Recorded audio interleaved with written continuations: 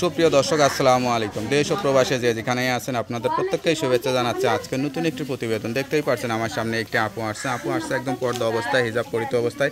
আসলে কেন প্রতিবেদনে আসতে হয়েছে বা কি বলতে চাই চলুন কথা বলে জানার চেষ্টা করি। আপু আসসালামু আলাইকুম।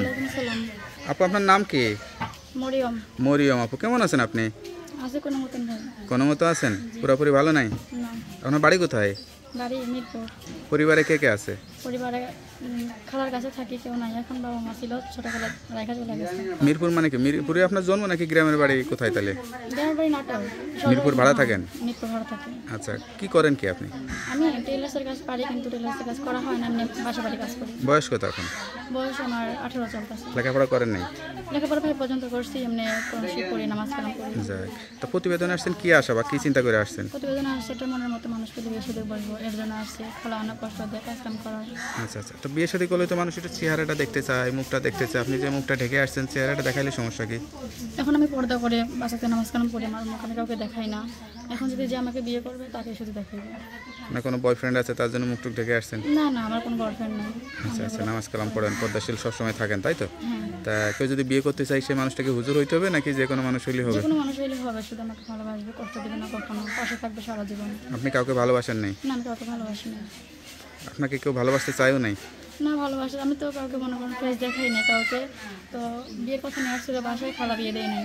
খালা চায় না যে বিয়ে হোক। কি ইচ্ছা ছিল আর জীবনে কি হয়েছে? জি, ইচ্ছা ছিল কি আপনার আসলে? ইচ্ছা ছিল কি যে আমি মানে আরবি পড়াশোনা করবো, কোরআন শরীফ পড়ে আরও পড়াশোনা করার ইচ্ছা ছিল, কিন্তু টাকার জন্য করতে পারিনি। লেখাপড়া করছিলেন? লেখাপড়া লেখাপড়া তো পর্যন্ত করছিলেন, করছি। হ্যাঁ। কষ্ট লাগে কোন বিষয়টা এখন এসে সবচেয়ে বেশি? কোন বিষয়টা বেশি কষ্ট দেয় এখন আপনাকে, মানে ভাবলে চিন্তা হয়, কষ্ট হয়? তাহলে এটাই কষ্ট লাগে যে মানে পড়াশোনা করতে পারলাম না, অনেক বাবা মা নাই কাছে, অনেক কষ্ট দেয় খালা, অনেক কষ্ট হয় তখন। এখন কেমন লাগতেছে যে প্রতিবেদনে আসছেন, এটা জীবন সঙ্গীর জন্য, এটা কেমন লাগে নিজের কাছে? তো ইচ্ছা ছিল না যে কখনো প্রতিবেদনে আসবো, কিন্তু এখন কি করবো, অনেক কষ্ট করে আসছি। আচ্ছা, তা কেউ যদি বিয়ে শাদী করার জন্য সরাসরি আসতে চায় তাহলে তো চেহারাটা দেখাবেন, মুখটা দেখাবেন? হ্যাঁ, তাকে দেখাবো যে আমাকে বেশি দিতে আচ্ছা, যাই হোক। তা আপনার সঙ্গে কীভাবে যোগাযোগ করবে? ফোন নাম্বার দিয়ে দাও। নাম্বার দিলে সমস্যা নাই তো? না, নাম্বারটা কি মুখস্থ আছে? না আমার কাছে না। তো নাম্বারটা আমার কাছে দেন, আমি দেখে বলে দিই। হ্যালো বিয়ার, শুনতে পারলেন এক অসহায় গরিব পরিবারের একটি মেয়ে, পর্দাশীল আপু আসলে সত্যিকারের অসহায়, একটা জীবনসঙ্গী চায়। কেউ খারাপ উদ্দেশ্যে যোগাযোগ না করে সত্যিকারে যদি বিয়ে শাদী করতে চান অবশ্যই তার এই নাম্বারে যোগাযোগ করবেন।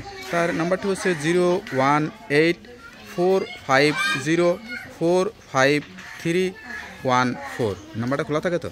জি, নাম্বারটা খোলা থাকে। যাই হোক, নাম্বারটা খোলা রাখবেন। আর যেহেতু নামাজ কালাম পড়েন, আল্লাহর কাছে চাইবেন, আল্লাহ দেবেন আপনার মনে আশাটা পূরণ করবে। ঠিক আছে? আর কিছু বলতে চান? না, কিছু বলার নেই। আর কিছু বলবেন না? তো ওকে আপু, ভালো থাকেন। আসসালামু আলাইকুম।